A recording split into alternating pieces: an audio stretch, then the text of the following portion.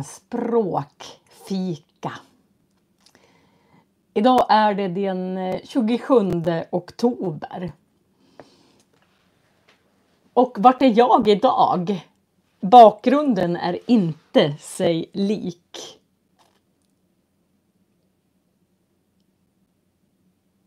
Jag väntar tills någon visst hörs jag. Idag är det den 27 oktober. Hej hej! Jag har datorn här så att jag kan se vad ni skriver. Hej Barbara! Hej Fatima! Idag är det den 27 oktober och i Sverige så sätter vi i alla fall så har vi sommartid idag. Nej, vi tar bort sommartiden och det blir vintertid. Så egentligen är klockan 1 om det hade varit igår. Hej alla som kommer in. Idag, vad ska jag prata om? Ja, jag har faktiskt gjort en kaffe idag. Man ska ju fika på språkfika. Oftast så glömmer jag bort den. Hej allihopa. Ja, jag menar normaltid faktiskt, Viktor. Faktiskt så är vintertid det som är normaltid. Och sommartid är något som vi har hittat på för att få ljusare, kanske på kvällarna när man ska jobba. Så jag kommer faktiskt, hej allihopa som kommer in från USA, kommer ni in och ja, Tyskland och Barbara säger att en av hennes barnbarn fyller 3 år idag. Jag sov jättelänge i morse. Jag trodde att jag skulle vakna tidigt. Men det gjorde jag inte. Nu kommer från Göteborg och ni kommer från överallt. Jag kommer ihåg första gången det var sommartid i Sverige. Och det var 1980. Och just det året så var det väldigt mycket svamp. Så vi gick ut och plockade svamp. Min dåvarande pojkvän Conny. Då var jag 16 år när det var sommartid första gången.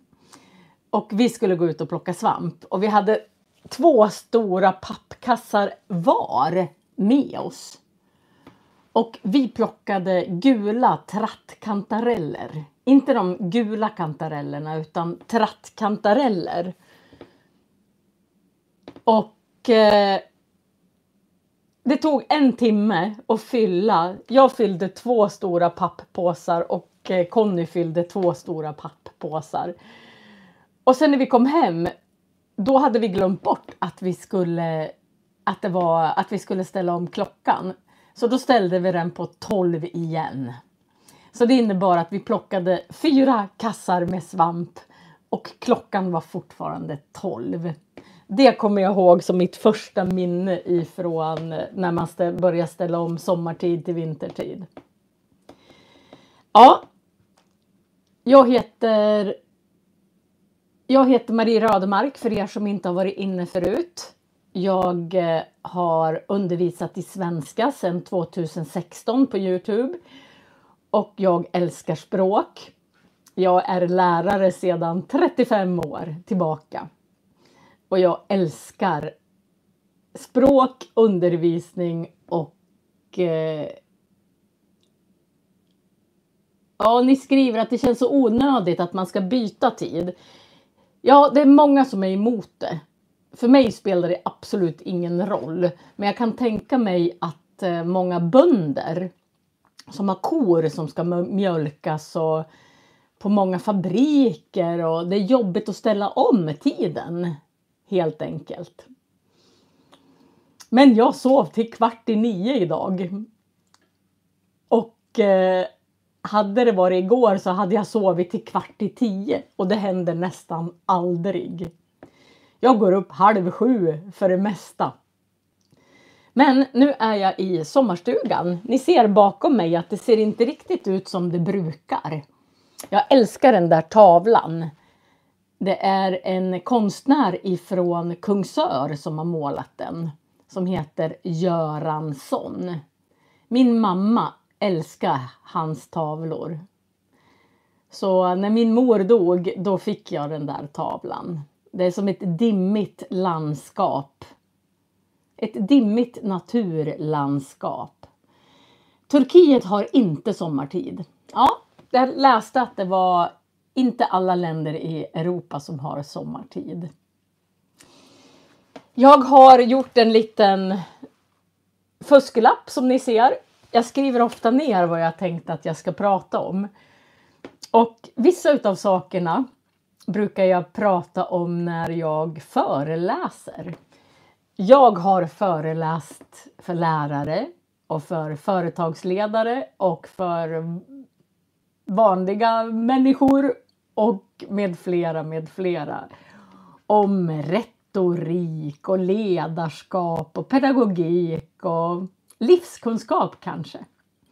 Så ibland tar jag upp några utav de punkterna som jag brukar föreläsa om. Ja, vintertid. Jag är i sommarstugan. Och en sak som intresserar mig väldigt mycket är miljön. Ibland kan man känna en förtvivlan. Därför att vi läser rubriker i tidningarna att det blir bara sämre och sämre. Och medeltemperaturen blir högre och högre. Och ja, så ibland är det lätt att man känner lite desperation. Men jag tror alltid att var och en av oss kan göra ganska mycket.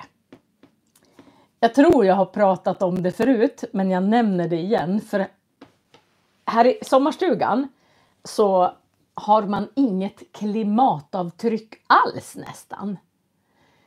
Vi har en mulltoa. En mulltoa, det är att man bajsar och kissar i en toalett och sen häller man på mull. Och så blir det jord utav det. Så vi har inga avlopp som går till något reningsverk. Vi har bara sommarvatten.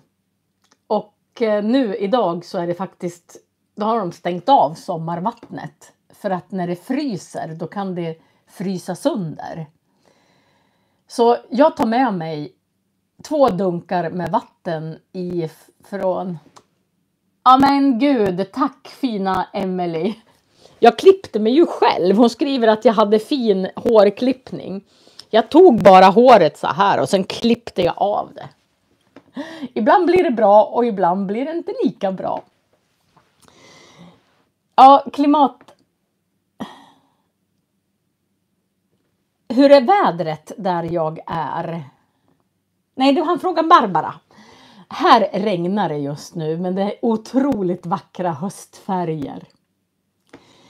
Ja, klimatavtryck. Här gör jag inte av med så mycket vatten. Därför att det finns ju inget vatten. Jag måste ta med mig vatten i dunkar. En dunk, det är en sån här plastdunk. Så jag har en 10 liters dunk och jag har en 5 liters dunk. Och när jag bodde i Frankrike och var au pair när jag var 20 år. Då hade jag inte heller någon dusch. Utan jag fick duscha hos familjen. Men då hade man såna här. I Frankrike så har man som en tvätthandske som man stoppar i handen i en handske. Och så tvättar man sig. I Sverige så har jag köpt de här på Ikea.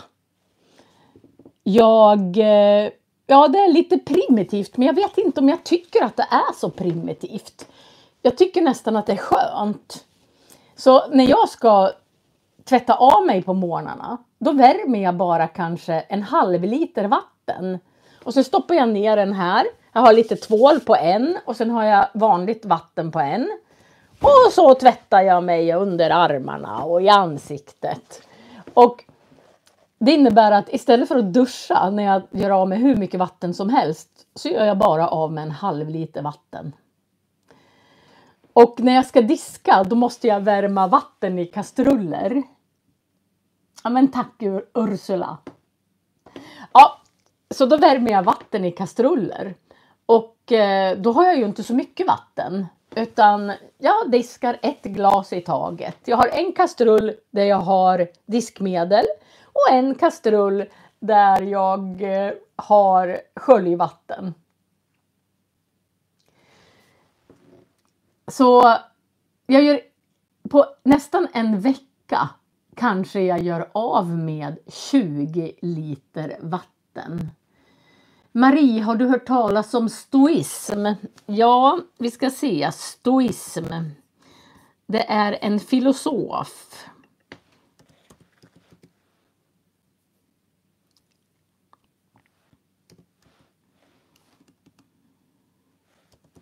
Nu ska vi se.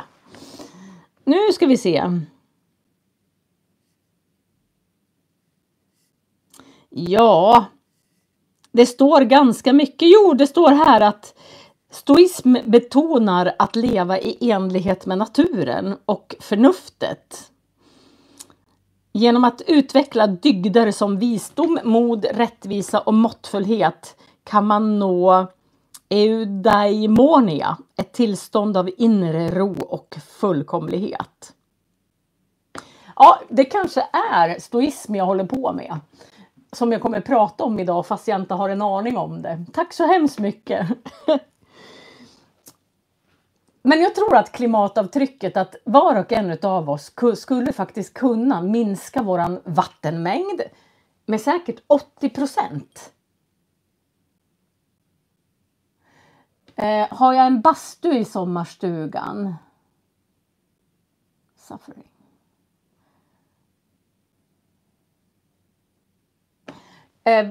Varför? Nej, det har funnits en bastu här i sommarstugan. Men röret från bastun till skorstenen var trasigt. Och jag har väldigt lågt blodtryck. Så när jag bastar så kan jag nästan svimma. Och min man har hjärtfel så han kan inte basta alls. Så nej, vi har ingen bastu. Och så stod det, varför har du den där suffering? Jag förstod inte riktigt vad det var för fråga.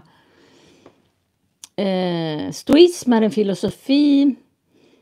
Emily frågar varför jag har den där suffering. Jag vet inte vad det är för något. Du får förklara igen, Emily. Så jag vet vad det är för något. Ja, vi har en mulltoa.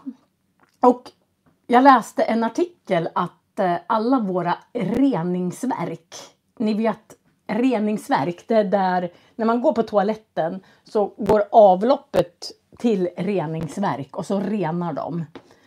Och överallt, alltså inte bara i Sverige utan även i Europa, så är reningsverken det är för högt tryck. Och då läste jag en artikel att om man går på toa och ska bara kissa och torkar sig med vanligt papper med bara lite kiss på, så vore det väldigt bra om alla stoppade det i en liten papperskorg bredvid toaletten. Så gjorde vi i Frankrike, för där var, när jag bodde i Paris på 1908, lidande. Suffering. Ser jag lidande ut? Ja, kanske det. I don't know. I alla fall i Frankrike så stoppar vi alltid toalettpappret i en papperskorg bredvid. Men det gör man inte i Sverige. Och jag räknade ut att om man gör av med en toarulle per vecka så är det 52 toalettrullar åtminstone per hushåll som inte kommer till reningsverket. Så jag tror att väldigt många av oss kan alltså hjälpa till så otroligt mycket fast vi inte vet om det. Ja, jag tvättar mig med en sån. Jag lägger toalettpappret i en liten papperskorg bredvid.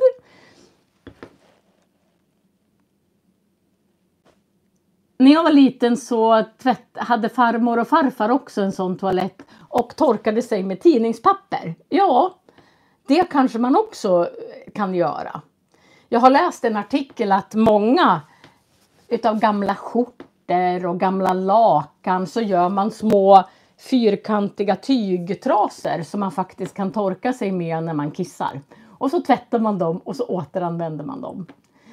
Det finns många sätt som man kan bespara miljön. Och jag läste en annan artikel. Jag brukar läsa artiklar om miljön. Och då läste jag att någonstans i New York så var det i avloppssystemet så blev det lite stopp. Och då visade det sig att det var en gigantisk fettklump.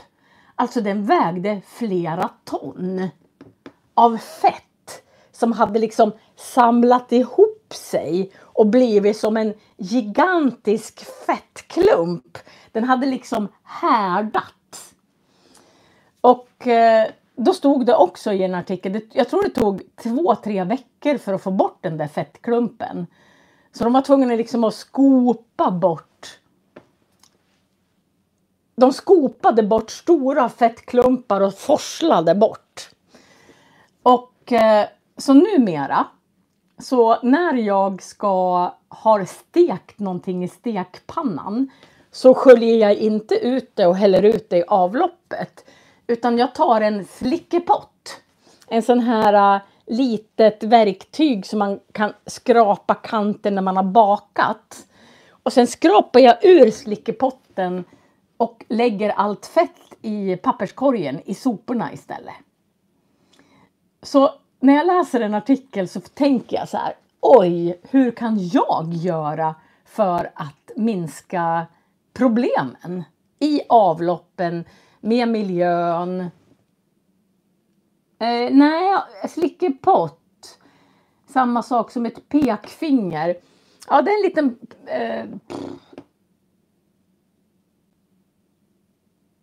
Det är som en liten jag har en plastskaft och sen är det som en liten fyrkantig gummisak på som man skrapar ur kastruller och så med. Men man kan ju använda fingret också för att skrapa ur. Och sen så har jag ju berättat förut att jag skriver ju böcker för Liber. Jaha, till tummetott och slickepott. Ja, man kan nog kalla den för slickepott också som i ramsan. Där fingrarna. Tummetott, slickepott, långebrann, gullebrann och lilla vickevire. Det finns en barnramsa där man säger att det här är tummetott, slickepott, långebrann, gullebrann och lilla vickevire. Så du har rätt. Man kan nog kalla fingrarna för slickepott också, Viktor. Men i senaste boken som jag skrev i franska, då skrev jag ju det här med att jag fick långeman. Vad sa jag då? Långeman.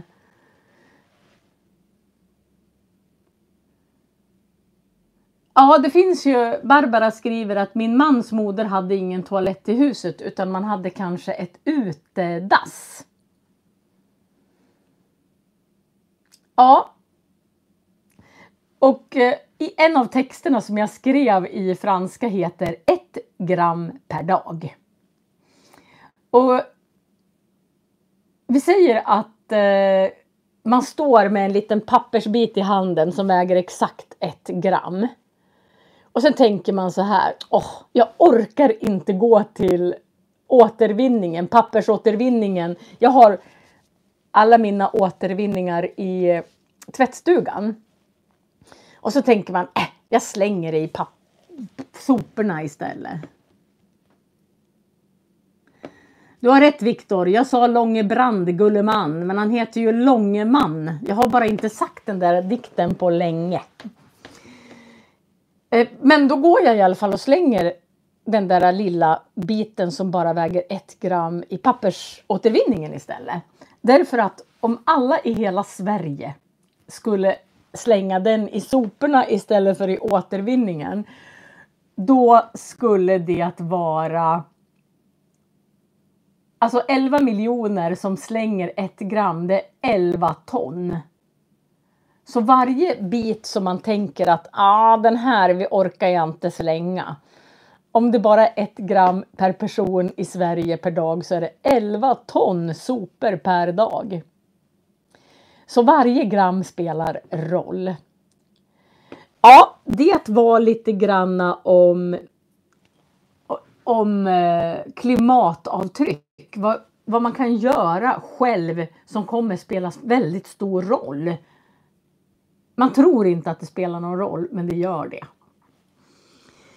Ja, sen har jag skrivit att jag ska prata om kanske... Jag läste en bok utav Dalai Lama som heter Lycka. Vad är lycka? Och jag fastnade speciellt för några grejer. Och en av sakerna var att jag tänker på de elever jag har. De jämför sig oftast med de som är snyggare. Utedass. Ja, det heter utedass, säger Gisela. Ja, de jämför sig ofta med de som är snyggare. Som har bättre kläder, finare hus, finare bil, finare cykel. Som har lockigare hår, längre hår, kortare hår, mörkare hår, blondare hår. Som har muskler, mindre muskler och så vidare och så vidare och så vidare. Och när man jämför sig så med någon som man tycker oftast har det bättre så är det lättare att bli olycklig. Men om man jämför sig med de som har det sämre så blir man lycklig. Han har en slags relativitetsteori. Om man jämför sig med de som har det bättre så har man lättare för att bli olycklig. Och jämför man sig med de som har det sämre så har man lättare att bli lycklig. Och jag kommer ihåg en händelse när jag var 10 år så tittade jag på Aktuellt. Det fanns bara 2 tv-kanaler. TV1 och TV2.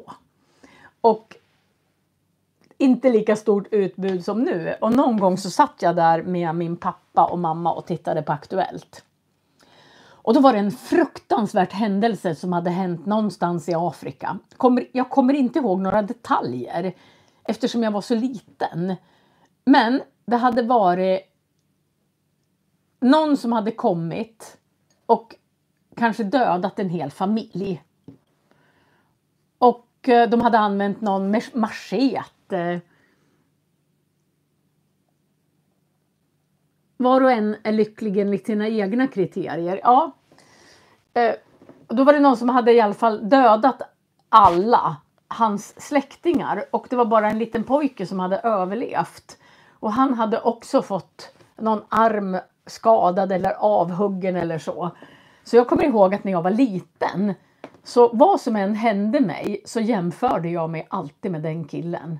Och så tänkte jag har hela min familj kvar och jag har alla mina armar och ben kvar. Så jag har det mycket bättre än honom.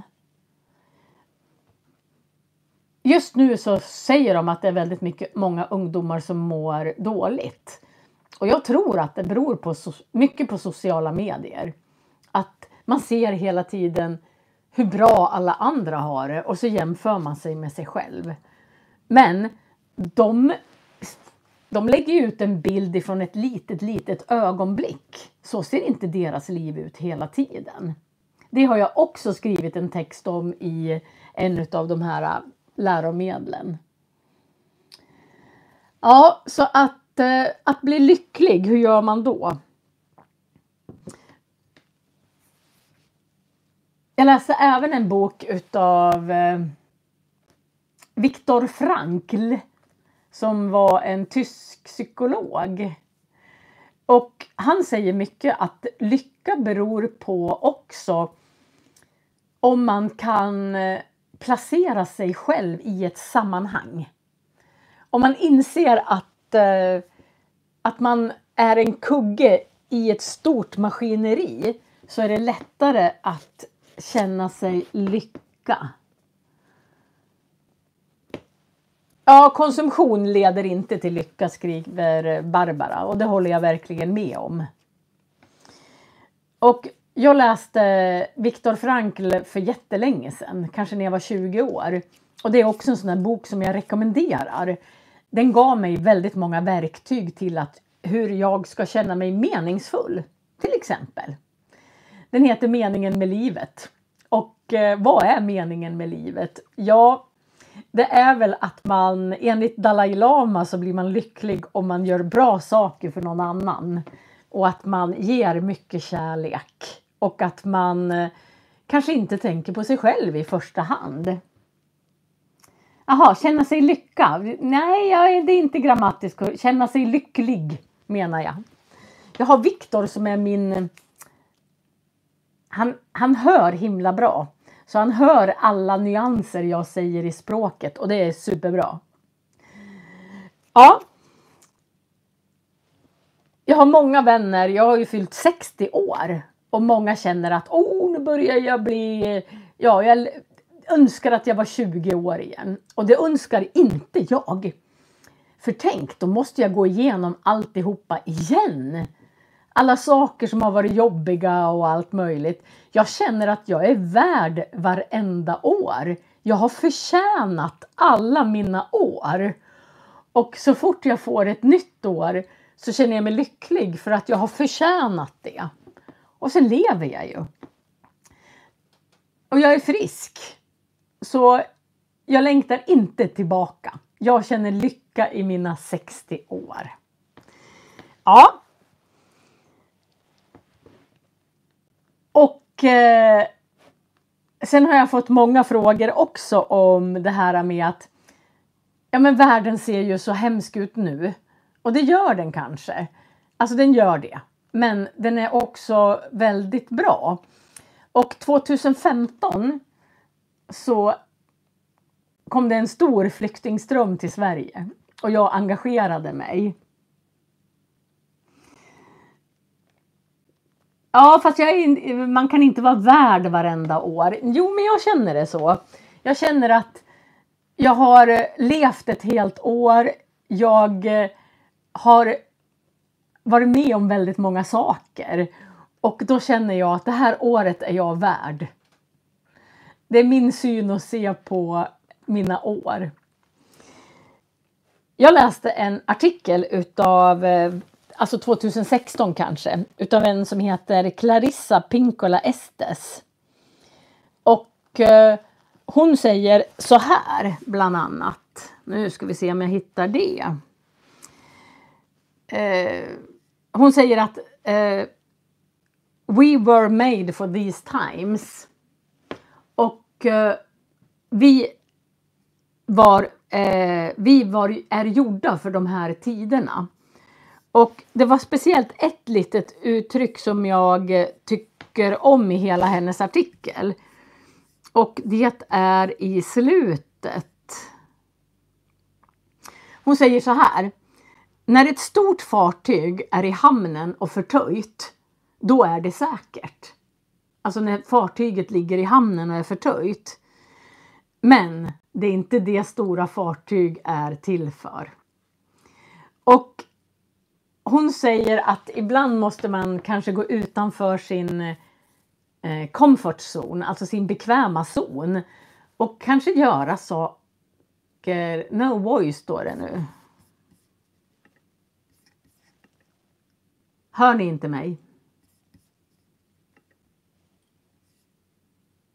Hallå? Ja, Barbara skriver att hon är lyckligare än när hon är 60 och jag kan känna samma sak. Jo, ni hör mig, vad bra. Och sen säger hon så här, Pinkola Estes, att Pinkola Estes hon menar så här, att du kan göra allting som är inom ditt räckhåll. Det är lätt att känna desperation för att man kan inte göra någonting som är långt, långt bort. Men allting som är within your reach, alltså inom ditt räckhåll, där kan man göra saker. Och 2016 så startade jag min YouTube-kanal för att jag skulle göra material till de flyktingar som hade kommit till Åre.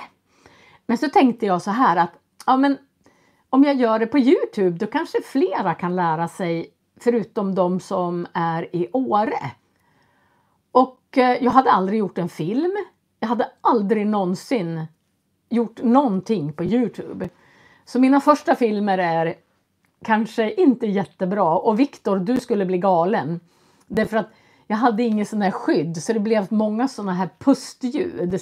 Så fort jag sa P så blev det ett pustljud i mikrofonen.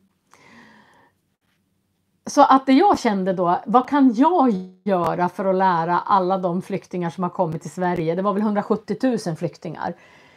Hur kan jag göra för att lära dem svenska? Och då gjorde jag ju vad jag kunde inom my reach, inom mitt räckhåll. Ja, 2015 kom alla och 2015 började jag. Men jag tror att de första filmerna kom ut i januari 2016 eller något sånt. Någon gång där 2015-2016. Kan du skriva på papper nya ord? Ja, det finns alltså ni kan ju göra så att bara om en timme så kommer det undertexter ifrån, alltså på svenska. Och då kan ni titta på den här filmen och skriva upp alla ord som är nya. Så jag tror att det är ganska viktigt att man gör någonting. Och sen en annan sak för att få folk att bli lyckliga. Jag har pratat om Daniel Goleman förut. Och han har gjort en bok som heter Social intelligens. Och han säger att alltså vi speglar av oss. Så våra hjärnor speglar av sig på alla som vi möter. Så om man då kan tänka med lite mer kärlek och lite mer glädje så blir alla runt omkring oss lite gladare. Jag träffade en förälder i affären i förrgår i Duved. Och hon sa så här att ja, min dotter tycker att du är så himla bra som lärare. Därför att i ditt klassrum är det lugn och ro och de känner sig trygga. Och det är väl för att jag fyller hela mitt huvud med kärlek. Och sen ser jag till att det är lugn och ro i klassrummet. Så jag är väldigt tydlig när jag är väldigt tydlig med mitt ledarskap i klassrummet. Att man måste ha arbetsro. Ja, det är... Nu ska vi se, vad står det mera? Jo, jag får väldigt många frågor om hur ska jag lära mig mer avancerad svenska. Bara ordet som jag beskriver. Jaha, jag har gjort väldigt många synonymfilmer. Så om man går in på mina spellistor så har jag en spellista som heter synonymer. Och där har jag väldigt många exempel. Så jag har gjort en speciell synonymspellista. Ja, jag säger väldigt långsamt och tydligt och kan förstå. Jag är väldigt tydlig när jag pratar även i mitt klassrum. Jag tror att det är så att nästan 10% av befolkningen har någon typ av hörselproblem. Och då är det väldigt bra att man pratar tydligt när man är lärare. Ja, jag har fått frågan om lite mer avancerad svenska. Och då har jag någonting, om man tittar i beskrivningen till den här filmen. Så jag vet inte om ni kommer in i den filmen. Men om man går till, jag ska klicka på den. Om man går till den, det står att det heter Antiken. Så om man klickar på Antiken. Nu ska vi se om jag kommer dit. Där. Öppna webbplats. Jag ska vända. Jag tycker ju om, jag använder i skolan väldigt mycket. Så använder jag Urplay. Men om någon som är utanför Sverige kan kolla ifall det funkar även utanför Sverige. På Urplay så finns det väldigt mycket filmer om allt möjligt. Har du en bra tips om man ska säga, men inte. Nu fick jag en fråga där det stod att kan du... Jag skulle säga så här, om jag inte förstår och en fråga till exempel. Nej, men jag har inget skolkonto, Viktor. Utan jag kan bara skriva in urplay.se.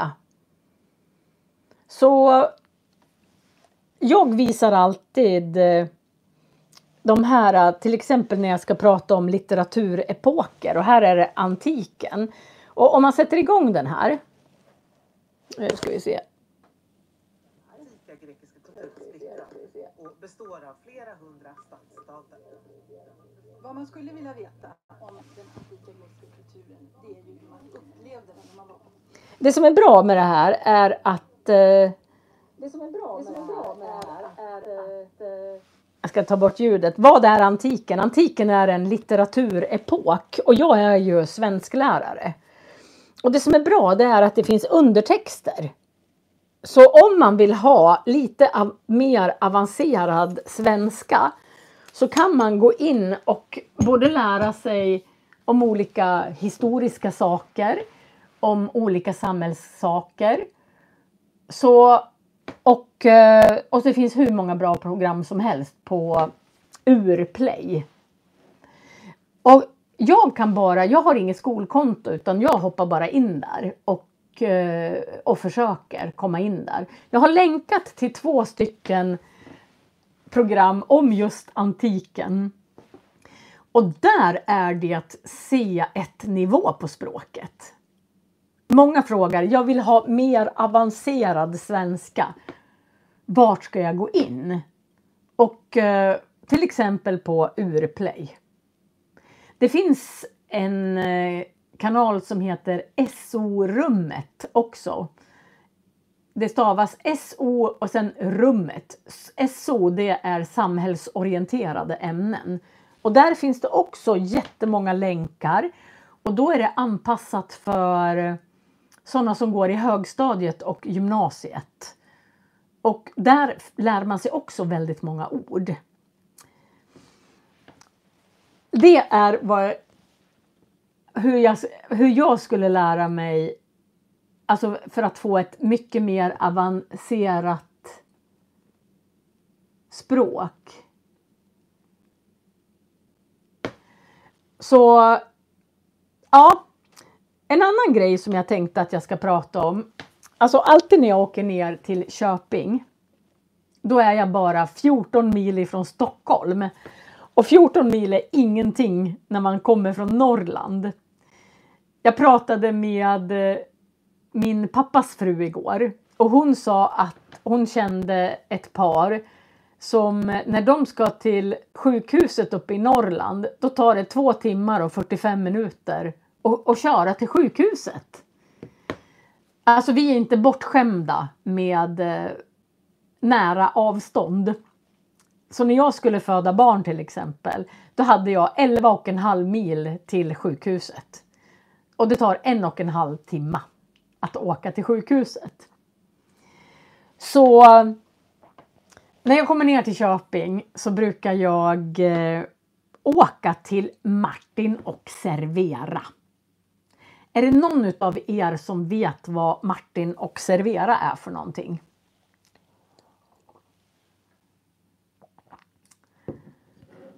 Jag ska se ifall det är någon som skriver något.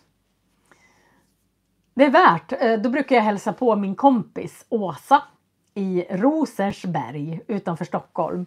Och sen åker jag till Martin och Servera. Jag har inte fått några förslag än. Men Martin och Servera, det är ett ställe där alla restauranger köper sin mat. Alltså köper man på ICA så är ju maten ganska, alltså man lägger på en massa pengar för att för att ICA-butikerna och allihopa ska tjäna pengar på det. Martin och Servera säljer till restauranger och då är det ju lite billigare. Och på några ställen i Sverige så har de restaurangbutiker.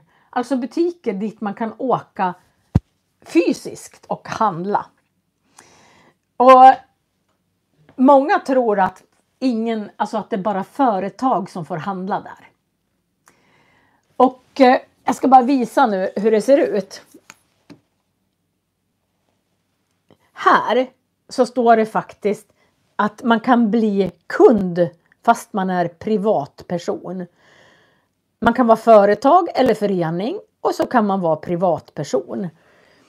Och om man bor i Sverige så kan man ansöka om ett kort. Att man får ett kort på Martin och Servera. Och så kan man som privatperson handla där. Och det är så mycket billigare. Jag ska se för jag har någon här. Jag köper alltid restaurangkryddor. Ska se. Jag kanske inte har någon här. Jag ska titta i andra skåpet. Jag kanske har tagit hem alltihopa. Nej, här har jag en. Såna här stora paket kallas för restaurangkryddor. Att om man ska köpa i den här så är det 800 gram kanel till exempel.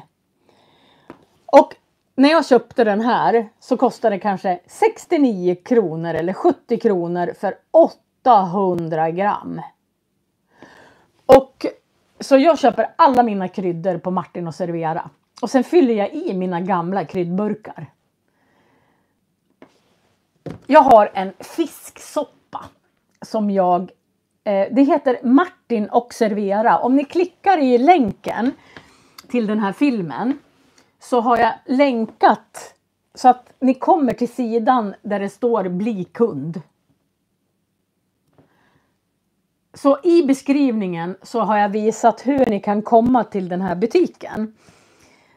Och till exempel så gör jag en fisksoppa. Jag älskar den fisksoppan, men den är väldigt dyr att göra. Därför att det behövs en hel kryddburk med torkad dill. Och så behövs det ungefär 5-6 deciliter matlagningsvin. Och sen har jag i fiskbuljong. Och då har jag köpt en hel sån här med dill. Så jag fyller bara på den här burken. Ja, man kan baka mycket kanelbullar med den här lådan. Det är mycket kanel i den här. Och matlagningsvin köpte jag 5 liter för kanske 120 kronor. Och köper man matlagningsvin i små flaskor på ICA så är det jättedyrt. Och så köpte jag en sån här stor 1 liters flaska med fiskbuljong. Så nu kan jag faktiskt göra min fisksoppa mycket, mycket billigare.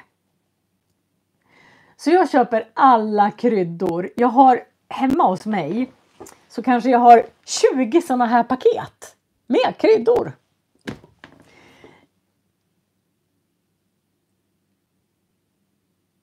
Jo, det är Viktor frågar någon lista över det finns 2 stycken i Stockholm. Så man kan alltså gå in och kolla vart det finns Martin och Servera. Man ska klicka på våra butiker.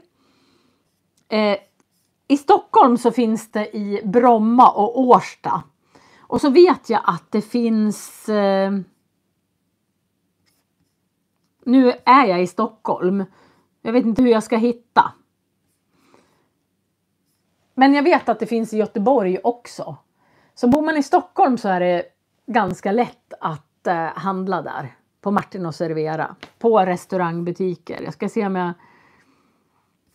det här är bara Bromma och Årsta i Stockholm. Jag sökte nog på Stockholm. Men där brukar jag handla mjöl. jag tycker om sånt där riktigt bra mjöl. Manitoba mjöl och tipo mjöl. Och då köper jag 5 kilo. Och 5 kilo mjöl kanske kostar 50 kronor. Och då är det jättebra mjöl. Men köper jag 1 kilo i affären så kanske det kilot kostar 30 kronor för bara 1 kilo.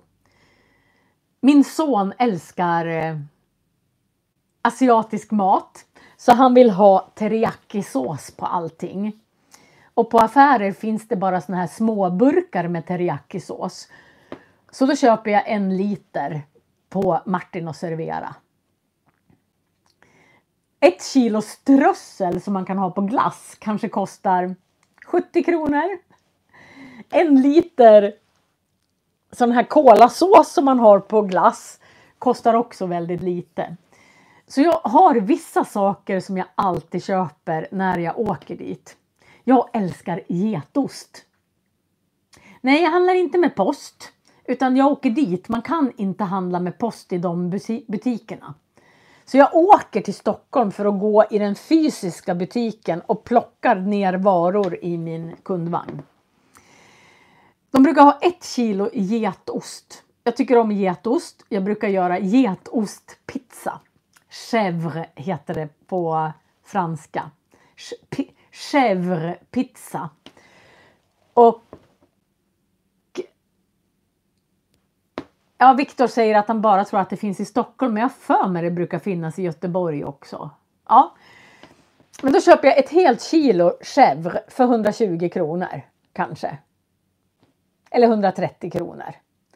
Och även tycker jag om en sån här brie. En sån här stor brie kostar heller inte så mycket.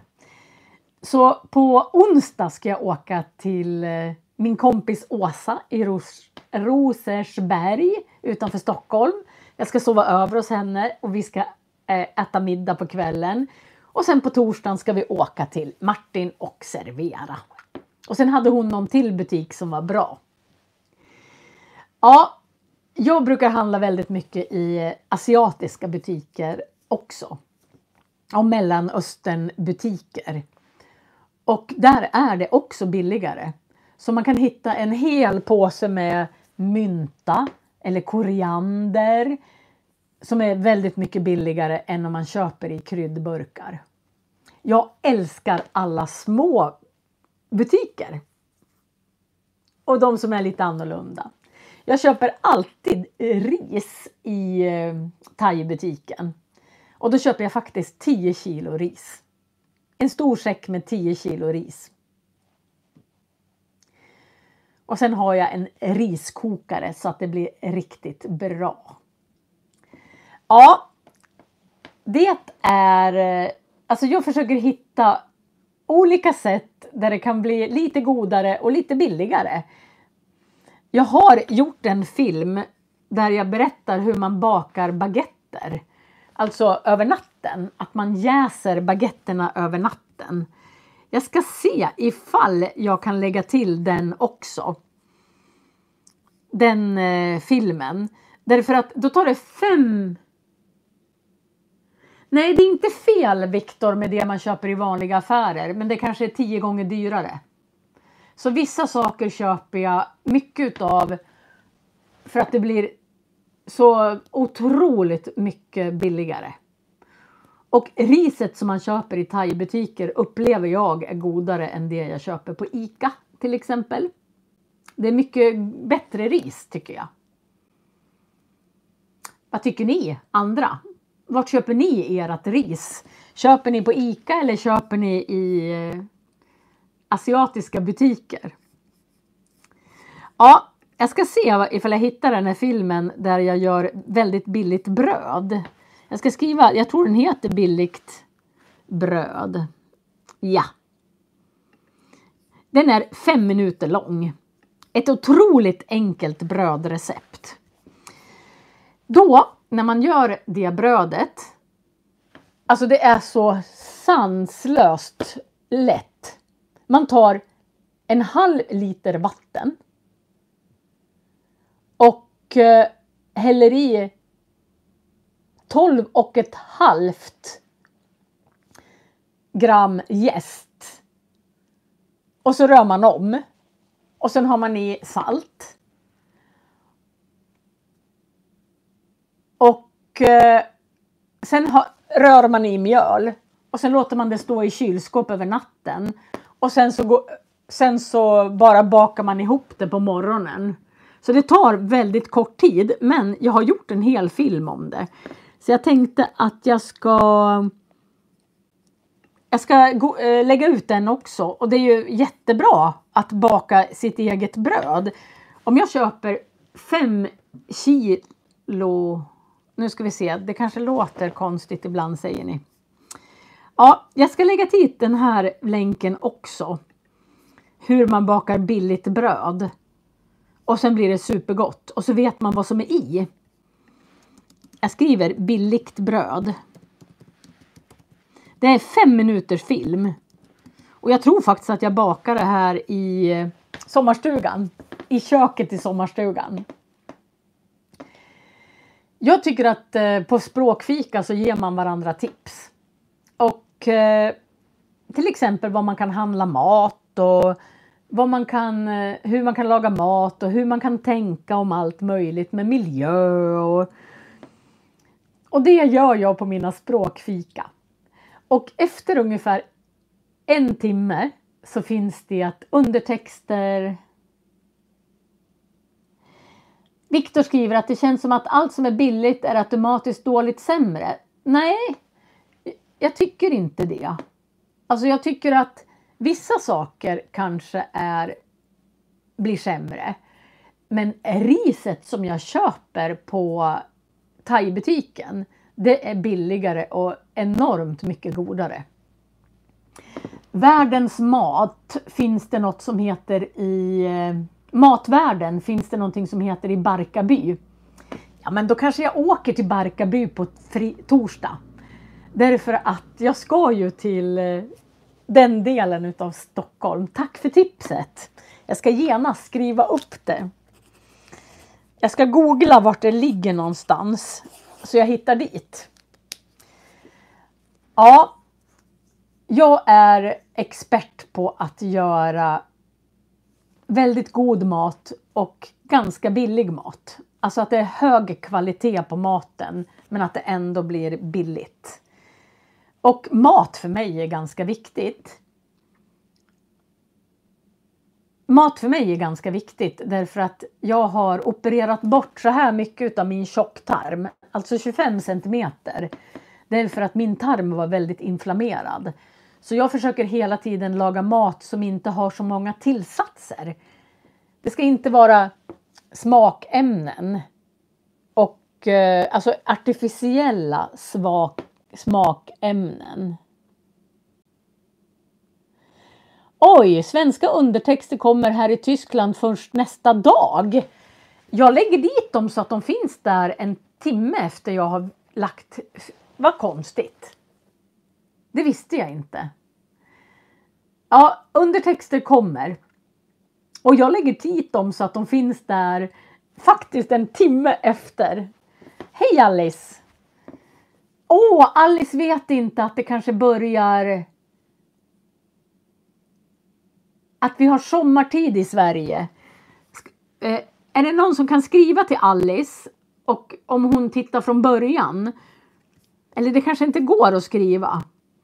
Vi har ju sommartid nu Alice. Så vi börjar, enligt din tid så börjar vi 1:00. Eller vi har vintertid, förlåt. Sommartiden är slut. Vi har vintertid. Förlåt. Det kanske jag skulle ha sagt förra gången. Att nu är det 1:00 för väldigt många som inte ändrar från sommartid till vintertid. Ja du Alice. Sommar, vinter, höst och vår. Alice, du får titta från början sen. Det har ju gått nästan 1 timme nu. 54 minuter. Och jag kan visa hur det ser ut här utanför. Jag är i min sommarstuga. Här har vi en karta över Mälaren. Nu ska jag Här inne ligger Köping. Och här ser man hur man kommer in i Köping. Köping är faktiskt längst in i Mälaren. Så det finns ganska mycket båttrafik. Det är väldigt stora båtar som kör här i farleden, heter det. Där har man muddrat så att stora båtar kan köra. Och som man ser så är det här en del. Här ligger Kvicksund. Och här är den enda förbindelsen från Stora Mälaren och in i slutet utav Mälaren. Och just den här delen utav Mälaren kallas för Galten. Och här har de byggt en bro. Så här är det broöppning ganska ofta. Så att så stora båtar kan komma förbi. Och om man tittar här så ser man, där ligger Köping och sen har ni Mälaren och här är jag. Här ligger min lilla sommarstuga. Så vi har alltid den här kartan på väggen. Sommarstugan är inte stor, men jag älskar min sommarstuga. De använder båtarna även på vintern, för de har en isbrytare som alltså bryter upp isen. Och då knakar det överallt. Ha en bra söndag, Barbara! Så här ser det ut på utsidan utav sommarstugan. Jag ska städa i det där lilla huset som är där framme. Löven har fallit och det har precis regnat. Ja, det är helt fantastiskt därför att vi har byggt in det här trädet. Ser ni? När vi skulle göra den här lilla altanen så var eken i vägen. Så vi byggde in den. Och den här eken är säkert 500 år. Eller kanske 600 år. Lillehuset, ja, det kanske är lite mera gammalt. Den där eken som ligger, nu ska vi se. Det där är den största eken.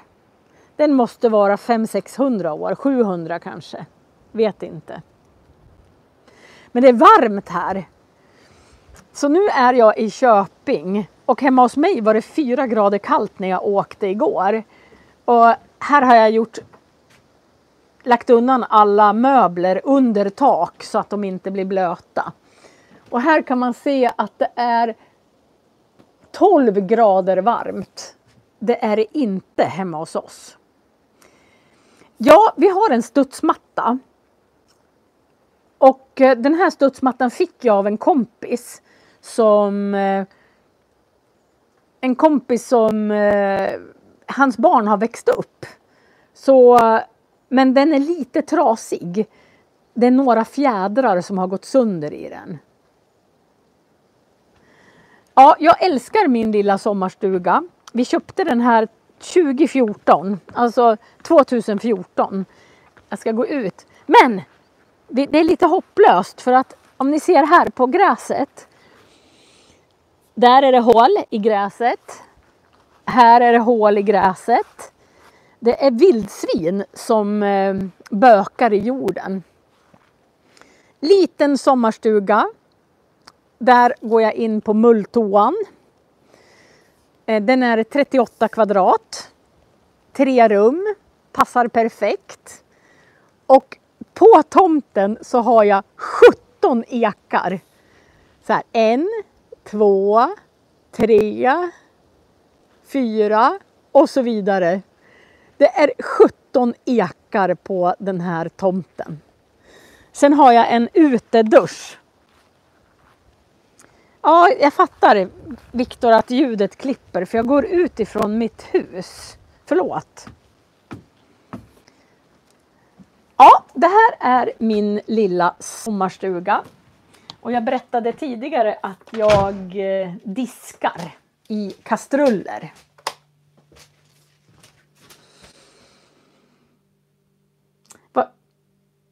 Vad jag tycker om den finlandssvenska dialekten. Jag älskar den finlandssvenska dialekten. Ja, när jag diskar så här lägger jag värmer vatten i den där kastrullen och så sköljer jag i den och så ställer jag upp allting där. Så nu ska jag diska allt det här. Det är inte så mycket. Men förlåt Viktor, jag vet inte vad jag gör att ljudet klipper. Jag är ganska glad att jag inte har vatten faktiskt. Jag ska sätta mig ner, då klipper kanske inte ljudet. Jag tycker det är bra att leva utan vatten. Man vänjer sig. Vi har alldeles för mycket. Ja, men det är bra att leva med mindre klimatavtryck tycker jag. Ja, jag kommer att fixa undertexter. Så att imorgon kanske det. Jag trodde att det fanns undertexter redan efter en timme när jag sätter dit dem. Men tydligen så finns det inte det. Nästa söndag så. Jo, jag måste bara berätta. Ja, det finns dialekter som är svåra. Vet ni vad jag ska göra på fredag? På fredag så ska jag träffa 4 utav de tjejer som jag umgicks med på gymnasiet. Men jag flyttade ju ifrån Köping redan när jag var 20 år. Så jag träffar inte så många på ICA och på stan och sådär. Så vi ska träffas på fredag redan på eftermiddagen. Och sen så ska vi äta middag på kvällen. Och jag har inte träffat de här tjejerna på 35 år en del. Det finns en som heter Anna. Henne hittar vi inte. Så vi höll på i flera veckor och försökte leta efter henne. Men då hade jag sparat en klasslista från jag var 16 år. Och på de klasslistorna stod allas personnummer. Och då kunde vi hitta henne genom att vi hade hennes personnummer. För hon har bytt namn så hon hette inte samma sak längre. Och sen hade hon flyttat. Så en av anledningarna till att jag har åkt ner till Köping är att få träffa gamla vänner som jag inte har sett på så länge. Och det ska bli så roligt. Det gör mig lycklig. Ja, hej då alla. Så får ni väl titta om på den här sen. Tycker om er. Tack för att ni är med mig. Nu ska jag gå hem till min pappas fru och äta rödbetspaj. Hej då. Ha en trevlig söndag alla. Jag ska hälsa Alice, jag ska hälsa allihopa från dig. Från Australien. Hej då. Tack.